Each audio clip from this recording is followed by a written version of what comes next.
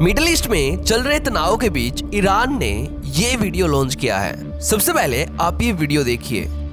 ماذا يحدث في الأسواق العالمية؟ لماذا كل هذه الانهيارات؟ لماذا طغى اللون الأحمر على الأخضر فيها؟ أسئلة تتطلب أولاً استعراض أبرز ما حدث في الساعات الأخيرة. فأسهم التكنولوجيا جميعها لا تمر بأحسن أحوالها، فبعضها خسر 10% من قيمته والبعض الآخر أكثر، والمبرر الذي تجده الأسواق حاضراً أمامها المبالغة في تقييم هذه الأسهم، والذي قادها إلى مرحلة الفقاعة المهيئة للانفجار في أي حين. ننتقل إلى أسواق السلع. كان من الطبيعي أن تتراجع أسعار النفط بعد الاتفاق المبدئي بين واشنطن وطهران وعودة النفط الإيراني إلى الأسواق العالمية، لكن هبوط سعر برميل برنت إلى أقل من 6। ये वीडियो हाल ही में रिलीज किया गया है ईरानियन मीडिया के द्वारा।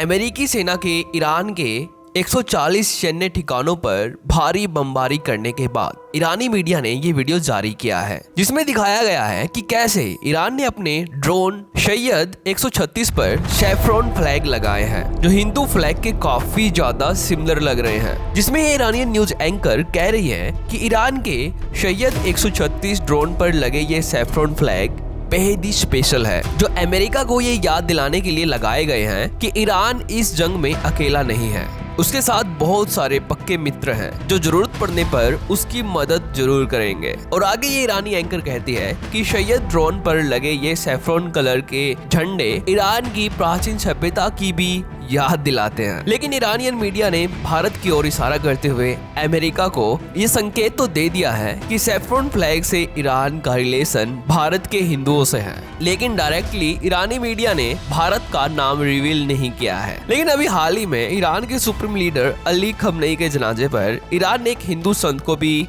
खमनई के जनाजे में शामिल किया था।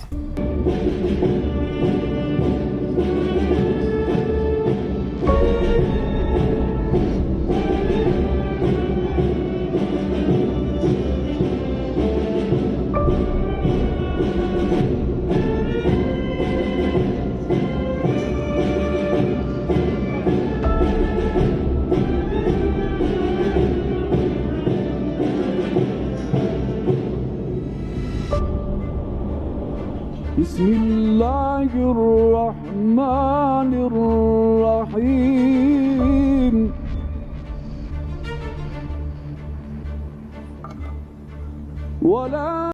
जो इस्लाम के अकॉर्डिंग हराम भी है। एक मुस्लिम लीडर के जनाजे में गैर मुस्लिम को इनवाइट नहीं किया जाता है। इसलिए यहाँ पर सवाल ये उठता है कि एक कट्टर मुस्लिम देश भारत के साथ अब क्यों जुड़ना चाहता है? क्या ईरान भारत को सच में अपना दोस्त मानता है या उसकी ये केवल एक पॉलिटिकल स्ट्रेटेजी है? तो चलिए देखते हैं। तो देखिए, सबसे पहले आपको इसके मेन रीजन के बारे में पता होना चाहिए कि ईरान मीडिया ये ड्रोन पर शेफ्रॉन फ्लैग क्यों शो कर रही है। तो इसका पहला रीजन है कि ईरान ने अभी अमेरिका के सबसे इम्पोर्टेंट पर्सन को टपका दिया है, यानी कि मार दिया है। ये कहना है कुछ इंटरनेशनल न्यूज चैनल्स का, लेकिन ये अभी कंफर्म नहीं है। عرض کنم به درک واصل شدن لیندسی گراهام، سناتور جنگ طلب و ضد ایرانی آمریکا رو به ملت بزرگ ایران شادباش عرض میکنم।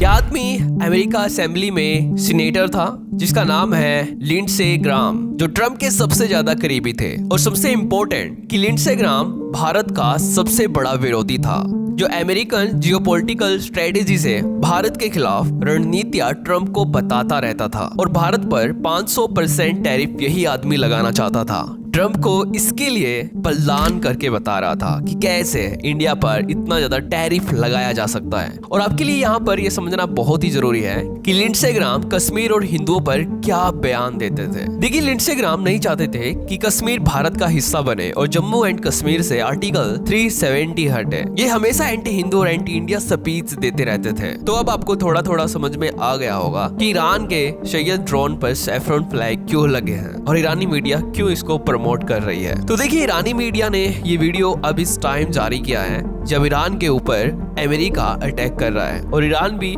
हमलों का पूरी तरह से जवाब दे रहा है। जवाबी कार्रवाई में ईरान ने कतर और बहरीन सहित कई गल्फ कंट्रीज में अमेरिकन सैन्य ठिकानों को मिसाइल और ड्रोन से निशाना बनाया है। इसी बीच ईरान की ये तस्वीर वायरल हुई है। लेकिन ईरान के भारत के करीब आने की कहानी यहीं पर खत्म नहीं होती। ये वीडियो देखिए। ये वीडियो है ईरान की कैपिटल तेहरान की, जहां पर अली खमनेई के जनाजे पर यानी अली खमनेई के अंतिम संस्कार पर सभी रिलीजन के गुरुओं को बुलाया गया, जिसमें से भारत से एक हिंदू गुरु को भी यहाँ पर बुलाया गया, जो ईरान मीडिया के द्वारा लॉन्च किए गए इस वीडियो में क्लियर दिखाई दे रहे हैं। इनके साथ सिख और क्रिश्चियन को भी अली खमनेई के जनाजे पर शामिल किया गया था। अली खमनेई का निधन ईरान इजराइल वॉर के दौरान 28 फरवरी को हुआ था और तब तक उनका पार्थिव शरीर विशेष कोल्ड स्टोरेज में सुरक्षित रखा गया था और अब 4 महीने बाद इनका जनाजा निकाला गया है। क्या आपने कभी सोचा है कि अगर किसी इस्लामिक देश में भगवा वस्त्र पहने एक हिंदू संत उनके लीडर के जनाजे में सम्मान के साथ दिखाई दे सकते हैं, वो भी मिडिल ईस्ट जैसी कट्टर मुस्लिम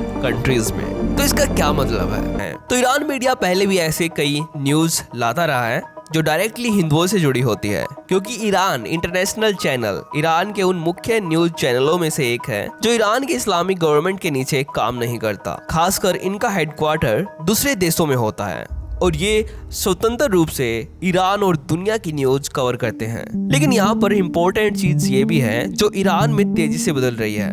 देखिए, ईरान को पूरी दुनिया उसकी इस्लामिक आइडेंटिटी के लिए जानते हैं। वहीं आज ईरानियन लोग इंडियन स्पिरिचुअलिटी, योगा और मेडिटेशन और सनातन फिलोसफी में दिलचस्पी दिखा रहे हैं। Hello everyone, my name is Yasmin Hosseini. I came from Iran to this beautiful yoga center. So today we finished our course. I'm so happy. This place is so peaceful, full of shanti, and I love to be again have the course in here. So.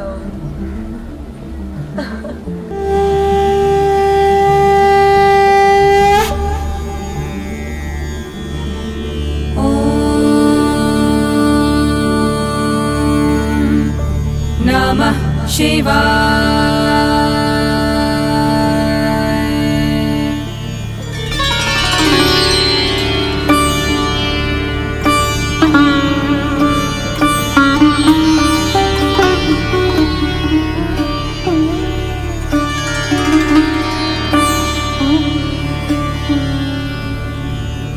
आखिर ऐसा क्यों है? Social media और internet ने दुनिया की सीमाएं लगभग खत्म कर दी है। आज ईरान के कई युवा भगवत गीता, योग, आयुर्वेद और इंडियन फिलोसफी के बारे में पढ़ रहे हैं। कुछ लोग संस्कृत के शब्दों का अर्थ जानना चाहते हैं, तो कुछ मेडिटेशन को स्ट्रेस फ्री लाइफ का रास्ता मान रहे हैं। इतना ही नहीं, इंडिया और ईरान का रिश्ता हजारों साल पुराना है। एंशिएंट पर्शिया और भारत के बीच व्यापार, संस्कृति और भाषा संबंध थे। कई इतिहासकार मानते हैं कि दोनों सभ्यताओं में बहुत सारी प्राचीन सांस्कृतिक समानताएं भी देखने को मिलती है। ईरान में इंडियन कल्चर, योग, आयुर्वेद और सनातन फिलोसफी के प्रति क्यूरियोसिटी पहले की तुलना में कई गुना अधिक दिखाई दे रही है। डिजिटल प्लेटफॉर्म ने लोगों को दुनिया भर की परंपराओं को समझने का अवसर दिया है। तो सवाल ये है कि क्या ये सिर्फ एक कल्चरल इंटरेस्ट है या आने वाले समय में इंडियन स्पिरिचुअलिटी, ट्रेडिशंस की ग्लोबल रीच और ज्यादा बढ़ जाएगी ईरान में? तो इसके बारे में आप हमें कमेंट करके जरूर बताएं। तो आज की इस वीडियो में इतना ही। तो थैंक्स फॉर watching.